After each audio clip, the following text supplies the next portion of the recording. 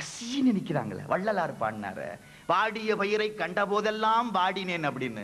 எல்லா உயிருக்கும் சாப்பாடு கிடைக்கணும். ஆண்டாண்டு காலமாய் அழுகின்ற ஏழைக்கு அறுசுவை உணவு வேண்டும். வேற என்ன வேணும்?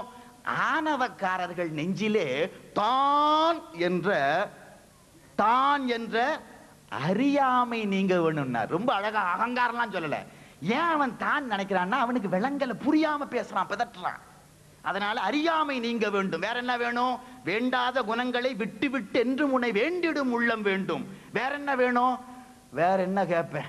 வேற என்ன வேண்டுமோ அதை நீயே நினைச்சு முடிவு பண்ணி விரைந்தோடி தரம் வேண்டும். சீக்கிரமா கொடுத்துரு, லேட் பண்ணாத. கடவுள்கிட்ட விண்ணப்பத்தை மிக அழகாக இப்படி பேசினார். அதோடு மட்டும் இல்ல, இந்த உலகத்திலே எத்தனையோ சமயங்கள் இருக்கிறது. அதெல்லாம் வெவ்வேறு பாதைகளாக இருந்தாலும் சென்று சேர்வது ஓர் இடம் என்பதை அழகாக இன்னொரு பாட்டுல பாடினார். ஆறென்றும் நதி என்றும் ஓடை என்றாலும் அது நீரோடும் பாதை தன்னை குறிக்கும். ஆறென்றும் நதி என்றும் ஓடை என்றாலும் அது நீரோடும் பாதை தன்னை குறிக்கும்.